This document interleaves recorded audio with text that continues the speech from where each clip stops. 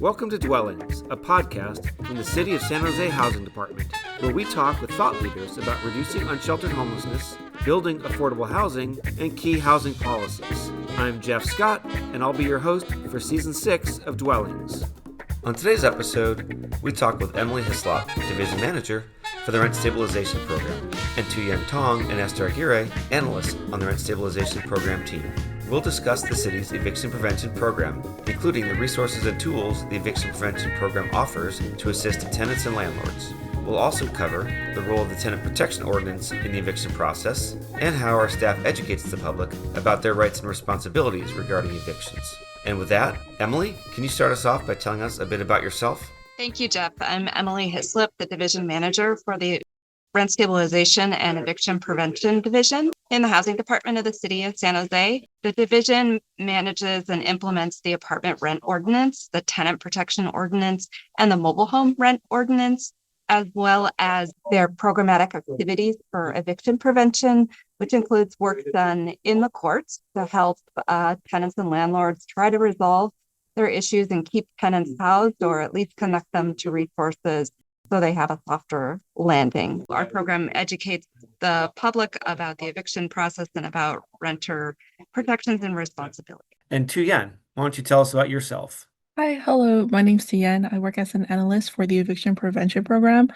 I mainly work under the court-facing, more of the customer service outlook, more with tenants and both landlords. I mainly am at court and at the UD clinic, providing mainly assistance with those who are more self-represented when they don't know what to do when they get an unlawful detainer or any type of notices. We guide them hand by hand on where they should start and what is their next step. Hi, everyone. My name's Esther Aguirre. I'm an analyst with the City of San Jose Rent Stabilization Program. I'm part of the compliance team. I'm supporting the rent registry efforts. And then I also, like my colleague Tu-Yen, work with our eviction prevention program, attending court during the UD calendar. And then we also support residents and property owners, housing providers, navigate the eviction process or other questions that they may have. Thank you, all of you, for introducing yourselves. And just for people at home who just heard Tu-Yen and Esther use the phrase UD, they're talking about unlawful detainers, and we'll get into that in a little bit and explain exactly what an unlawful detainer is and what that means. Can you tell us at a high level, what exactly is the purpose, the mission of the eviction prevention program? The first reality of understanding evictions in San Jose is about 95% of the time, it's related to the tenant's inability to pay their full rent. So prevention efforts really include trying to connect tenants to available financial and social service resources so that they don't end up in a forced eviction. We also, prior to this program, were aware that a lot of, so we had referred to the term UD, unlawful detainer. That is the court lawsuit that needs to be filed as part of the eviction process. And prior to the pandemic, prior to the efforts that kind of were born out of the pandemic, many tenants didn't respond to these complaints, to these court lawsuits. And what ends up happening is a default judgment, which means the judgment's entered against them, but they never engaged in the process and never had their day in court. So a main goal, another main purpose of our efforts is that if a tenant does receive a UD, an unlawful detainer, that they know what they need to do to engage in the process. It may not prevent the eviction, but the outcomes are much better because they have a little bit more flexibility to negotiate a settlement to try to get access to resources so they don't end up on the street. I can add a little. My name's Tu-Yen, by the way. We usually educate residents, tenants, and housing providers just to provide more information and referrals to residents and housing providers just to engage them in the eviction process. Most of the time, we want to have them understand what their rights and their obligations are. We also provide referrals to legal resources that a lot of them don't know that they have the ability to access for, and that these legal resources are free and that they're there there for them for assistance. A lot of the staff in our team, we attend Superior Court eviction hearings from Wednesday, Thursday, and Friday, just to be there, just to help them connect with any type of resources possible. Part of the work of the eviction prevention program is something called the UD clinic or the Unlawful Detainer clinic. Can you give us a little bit more detail about kind of the nuts and bolts of that? What exactly is it? Where does it take place? And how can people utilize it? We're usually located on every Wednesday from between the hours of 10 a.m. to 12:45 a.m. on the third floor of Superior Court building, on this Department 6. Once you go through, take the third floor, Department 6 is right there. It's usually a collaborative effort, more with Self-Help Center and other agencies as well. We collaborate with Homeless Prevention System, with Sacred Heart, Office of Supportive Housing that is there as well. And we also usually a lot of these tenants, when they enter the UD clinic, they're self-represented, and same with landlords as well. Most of the times they don't have an attorney on their side. So what the mission of the Unlawful Detainer Clinic is we assist in guiding these individuals on how to follow their court documents. Along with Self-Help Center, they uh, let us help them, I guess, fill out their paperwork. We don't do it perhaps, but Self-Help Center can.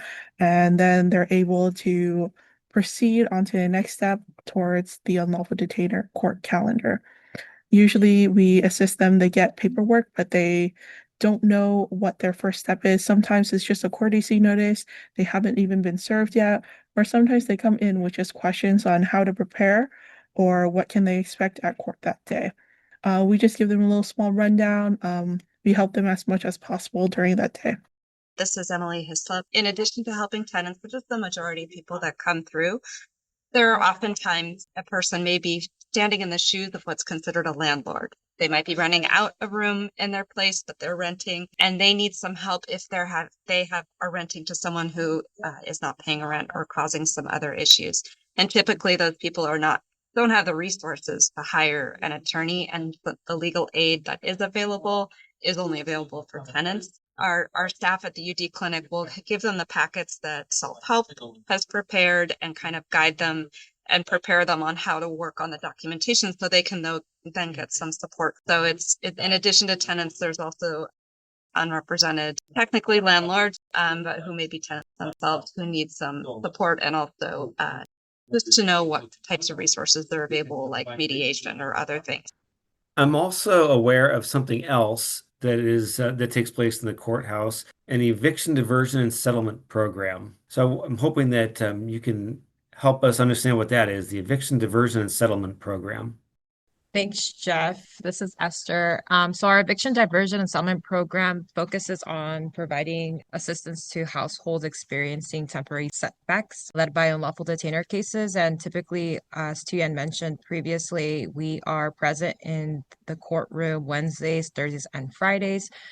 We have limited capacity to consider cases, but under specific circumstances, we can provide potential assistance to tenants. And the tenants that we consider must have an active UD case, have the ability to pay rent moving forward, and must earn less than 50% AMI.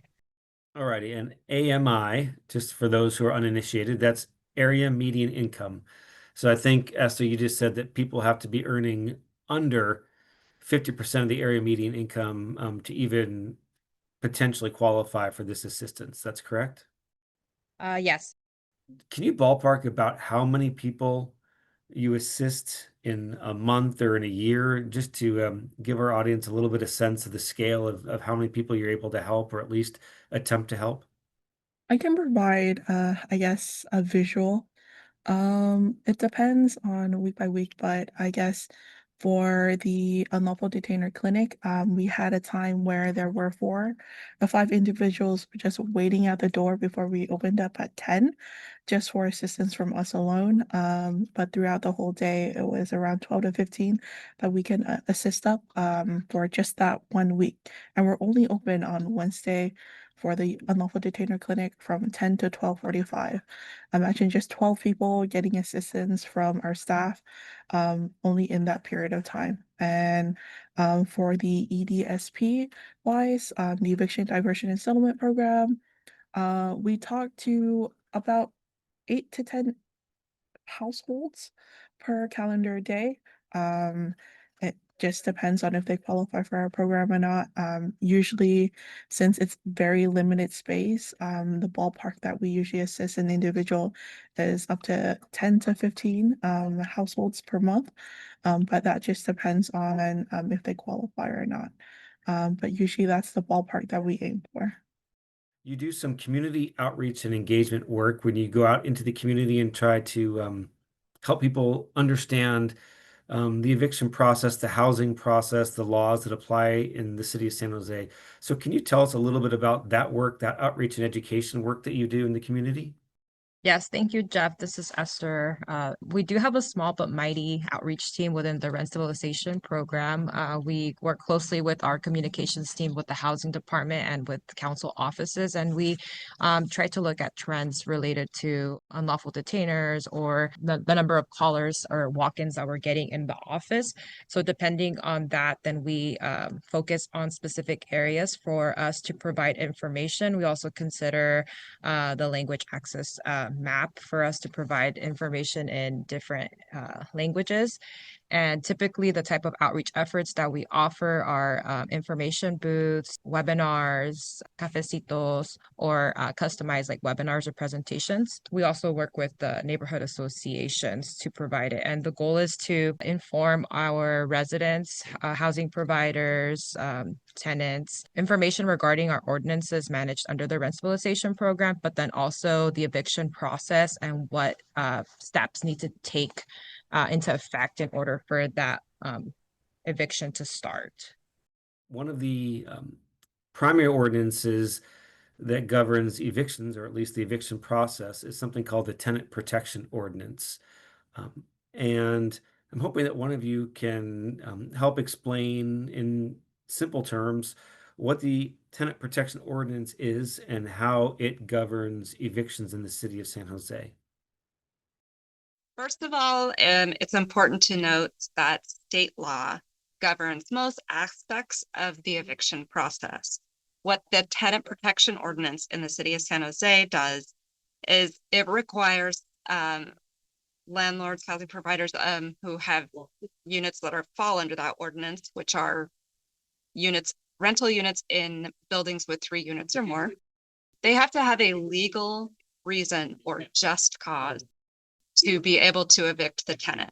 There are 13, I believe, listed out in the Tenant Protection Ordinance. A group of them are where the tenant is at fault. The tenant failed to pay rent on time. The tenant is breaching the lease in some way. The tenant is doing damage to the apartment. There's a whole list where the tenant might be doing something wrong. And if that's the case, the landlord has to give the tenant a notice to cure, to stop that behavior. When they can't pay the rent, a notice to pay a 3-day.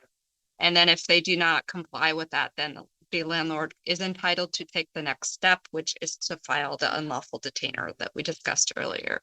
But they cannot take that legal step until they've issued a written notice, and there's requirements for what's in the notice and the type of information that they have to give the tenant has to be handed to the tenant. It has to be filed with our program. So there's some requirements for the reasons and how they deliver that notice to the tenant. There are also reasons, just causes or legal reasons, where the tenant hasn't done anything wrong. The owner wants to move into the unit is one of them. The owner might be demolishing the building.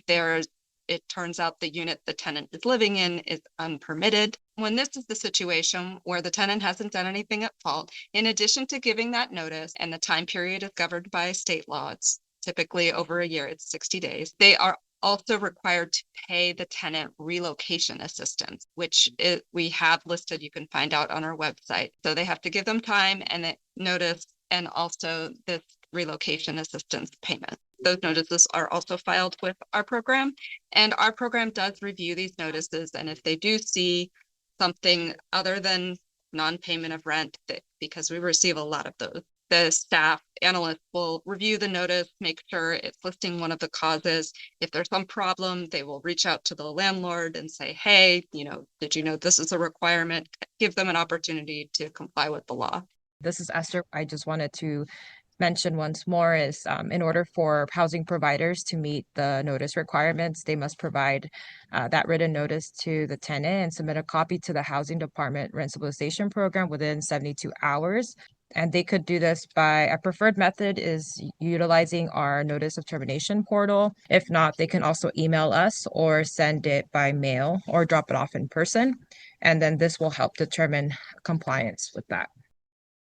You also have staff in City Hall, is that correct? And are people able to contact you directly in City Hall if they need assistance outside of the courtroom?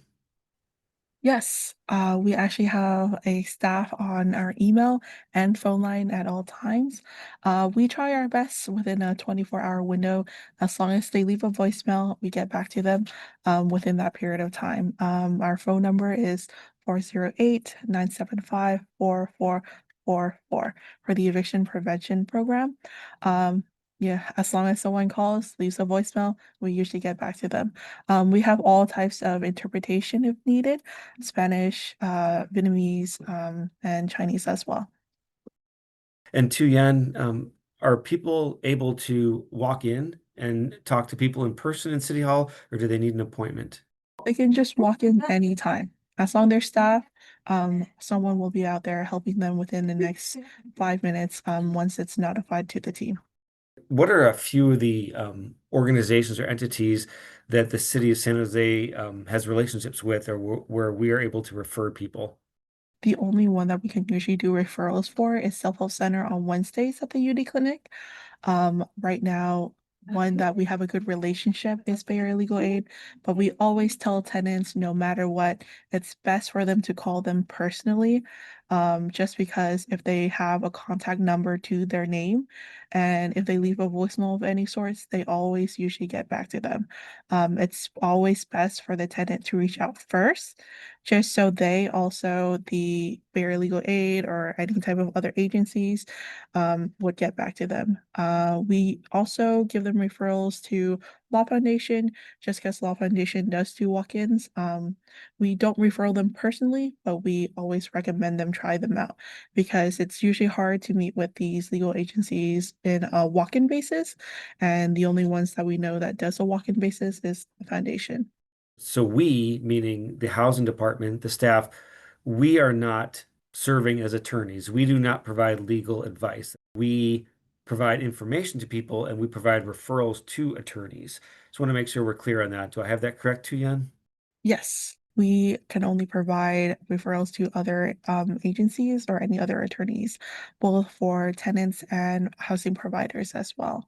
Are there any important points that I have not asked about? Anything that you'd like to add that I failed to bring up? I do want to note that we do have information or provide some sort of housing linkage for residents that are looking to connect themselves with our affordable housing properties in San Jose. So we do have resources for that. And we also provide information for the homeless prevention system and the emergency assistance network, along with the housing industry fund. So we kind of walk them through different options and resources that they can connect with. Again, we don't have a direct referral, but we like to share that information. That way they can take steps to make that call. I think that might wrap up this conversation. Emily, Tu Yan, Esther, thank you all very much for sharing your experience and your expertise. We appreciate this conversation about the eviction prevention program. Thank you, Jeff. Thank you for having us. Thank you. Thank you, Emily, Tu Yan, and Esther, for joining us today. Visit our website to find all the information that we covered on today's episode. We're online at sjhousing.org. Thanks for listening to Dwellings, the City of San Jose Housing Department podcast. Our theme music is Speed City, composed and performed by Attain Charles. Thanks to San Jose Jazz for letting us use their music. If you like the show, please subscribe and share with your friends and family. If you're looking for more ways to help address housing and homelessness issues in San Jose, please check out the show notes. You can follow the Housing Department on social media. We're on Facebook, Instagram, and Twitter at SJ City Housing. And if you have questions or comments about today's episode, please send them to housingcoms@sanjoseca.gov. The artwork on our website was created by Chelsea Palacio. Dwellings is produced by me, Jeff Scott, and Jose Chavez of the Housing Department.